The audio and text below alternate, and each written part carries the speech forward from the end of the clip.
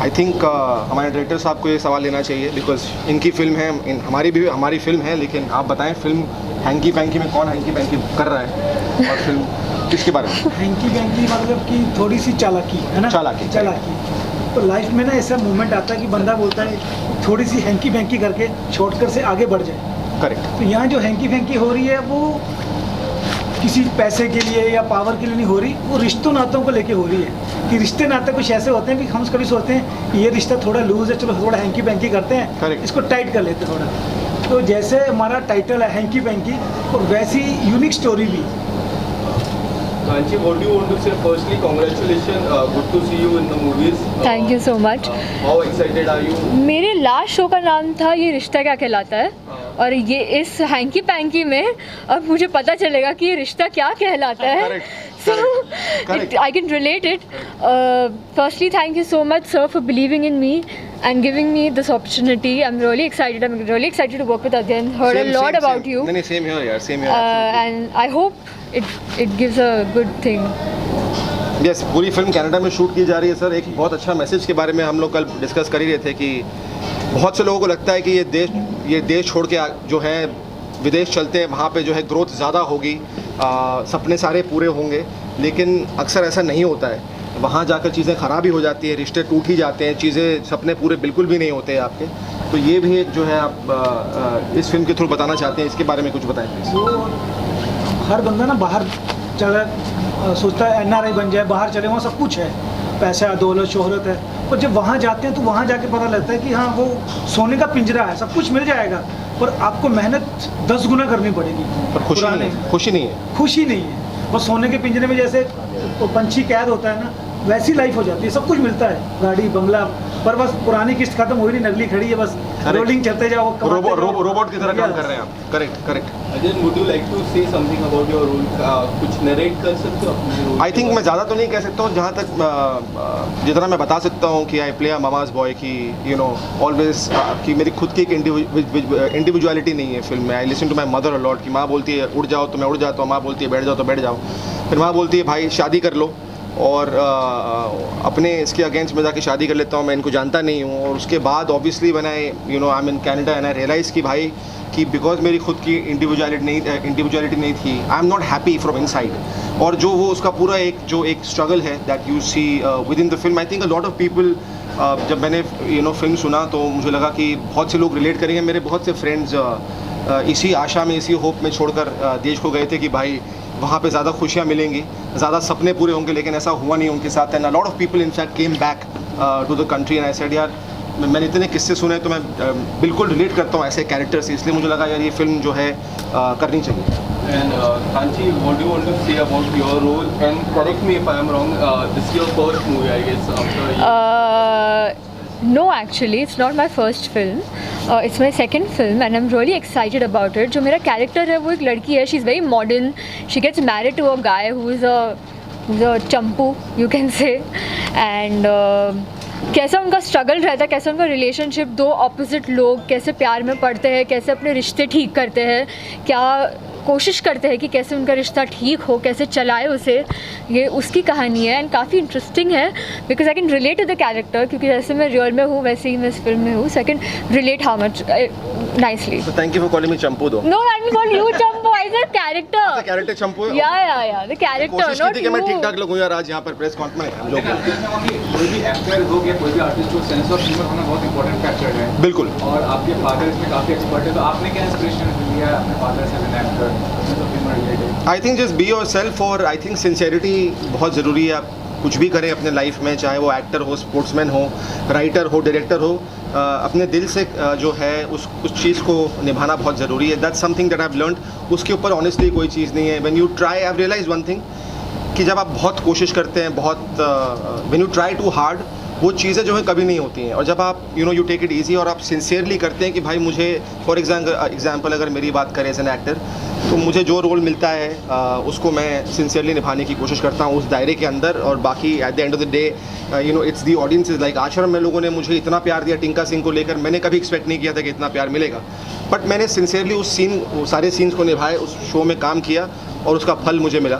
So I think that's something I have learned from my father. Do you believe now the things are getting good for you? आश्रम भी आ गई, now new project आ रहा है आपका. आश्रम में हमने आपका देखा काफी अच्छा किरदार आपने जी, जी. Band Rockstar. Yes, yes, yes. Yes. Role was very good.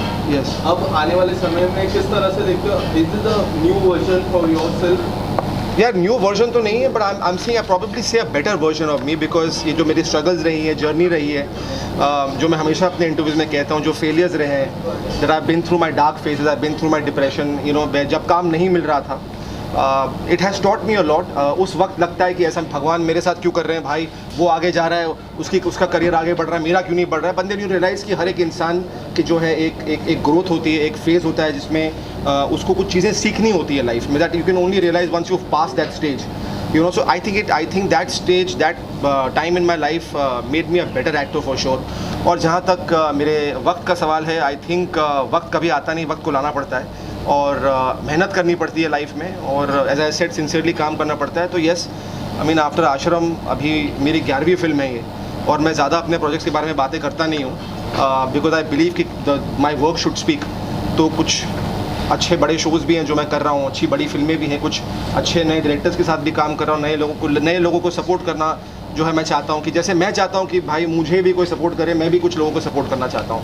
And that's why I think one of the reasons why I am here, because Sonu भाई and sir, I think they are great people, you know, of course Kachi, all this people, I think they are wonderful people, and that's why I am here today. I think मैंने बहुत कुछ बोल दिया. Sir, हर किरदार से किसी ना किसी को कुछ नया सीखने को मिलता है, तो इस फिल्म से आपको क्या कुछ नया सीखने को मिला?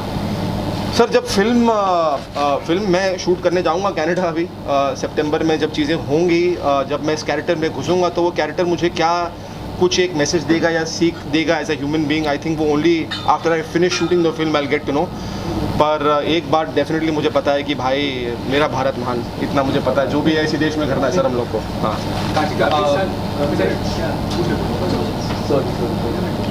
मेरा अगला सवाल डायरेक्टर सर से होगा. सर, पहले तो मैं जानना चाहूँगा, न्यू पेयर आए हैं Kanchi and Arjun, is a fresh pair that we are going to सी.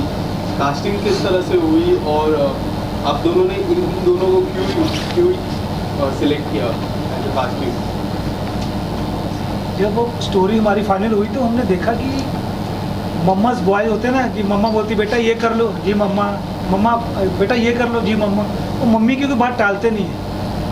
तो ऐसा जोनी गुड़सा करेक्टर चाहिए था. जब हम अध्ययन से मिले, ऐसा बिल्कुल नहीं है. एक चंपू बोल रहे हैं, एक बोल रहे हैं मदर्स, क्या है यार, ऐसा मैं बिल्कुल नहीं हूँ. मैं मम्मी की बात सुनता हूँ लेकिन खुद भी करने नहीं सर. तो जैसे अभी हुआ तो वो करेक्टर ऐसा ही था.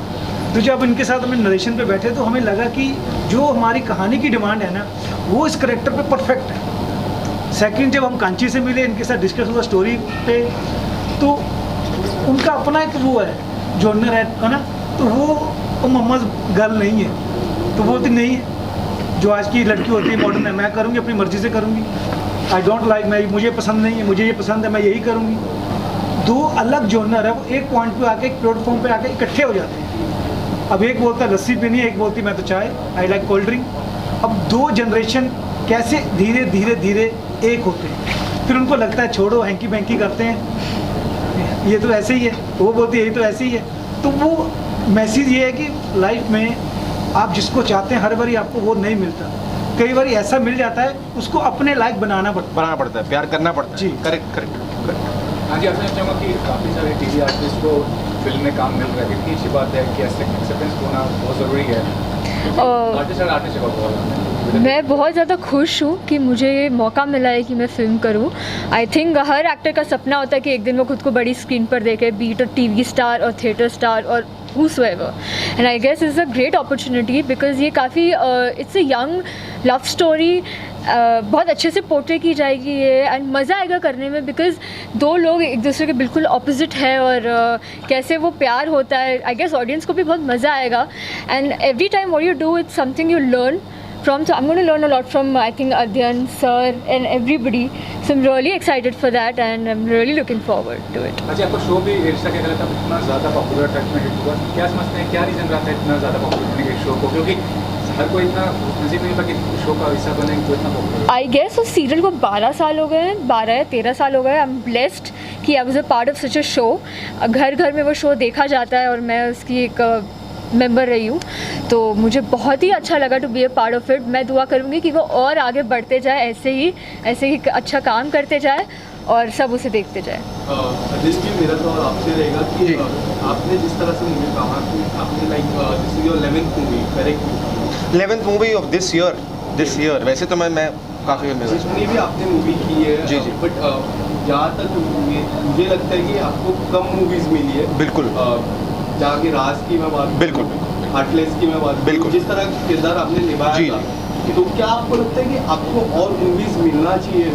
यार मैं तो डेफिनेटली चाहता हूँ कि मुझे और फिल्में मिले, अच्छी फिल्में मिले। देखिए मुझे लगता है फिल्में छोटी और बड़ी नहीं होती, किरदार अच्छे होने चाहिए, वो I think is very very important. और आज के दौर में I don't know if I am wrong और right, but I think a lot of the big films are not working today. और बहुत सी फिल्में जो हैं, जो नए लोगों के साथ बनाई जा रही हैं, वो सारी फिल्में जो है वो चल रही हैं OTT पे। इतने नए एक्टर्स, डायरेक्टर्स, प्रोड्यूसर्स सबको मौके दिए जा रहे हैं, which I think is a wonderful thing. I think जब मैंने शुरुआत की थी राज 2 से, my box office was 70 crores and to be obviously the hero of a film that has done 70 crores with blockbuster songs like Soniyo and Raaz 2, तब शुरुआत बहुत अच्छे से हुई थी।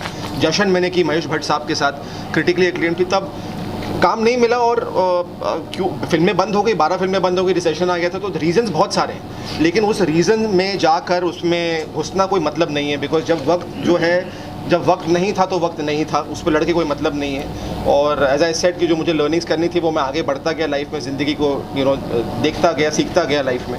और अब मैं होप करता हूँ सर, जैसे आपने कहा कि मुझे और फिल्में मिलनी चाहिए और काम मिलना चाहिए, अच्छा काम मिलना चाहिए, अच्छे लोगों के साथ काम मिलना चाहिए।